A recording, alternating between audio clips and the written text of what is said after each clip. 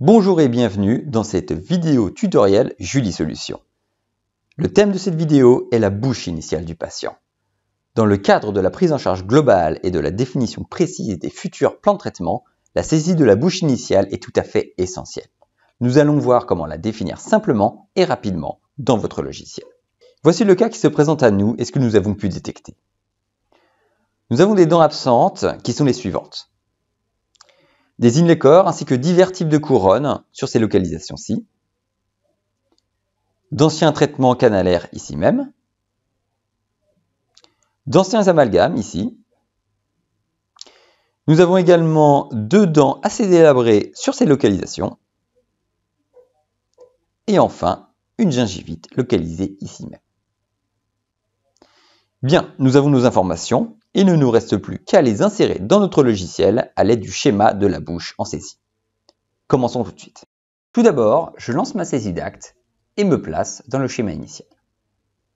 Je vais ensuite chercher la famille de la bouche initiale qui comprend des observations et lésions types. Dans un premier temps, je vais renseigner les dents absentes et donc sélectionner toutes les dents manquantes de mon patient. À noter que j'aurais également pu sélectionner les diverses localisations puis effectuer un clic droit dans le schéma et sélectionner directement l'observation de dents manquantes. Une fois que les dents manquantes sont insérées dans mon schéma, je vais indiquer les différents traitements canalaires. Je sélectionne mon acte, puis les diverses localisations. Viennent ensuite les anciens amalgames en sélectionnant mon observation, puis les localisations. Je vais pouvoir renseigner les faces en passant mon curseur par-dessus l'icône et à l'aide du schéma de la dent, sélectionner les faces qui conviennent. Et ce, pour chacun de mes amalgames.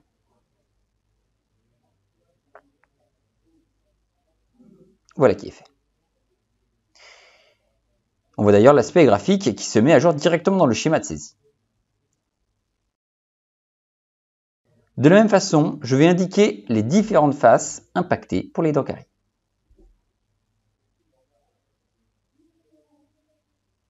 Voilà. La gingivite,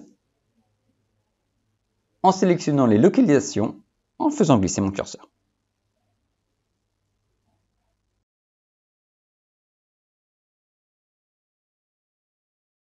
On va continuer avec les inlécores sur toutes les localisations dentaires.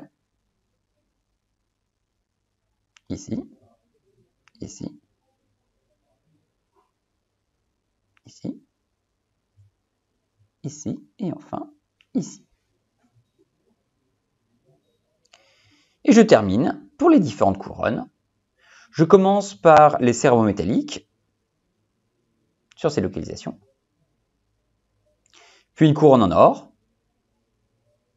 ici. Et enfin, la couronne métal.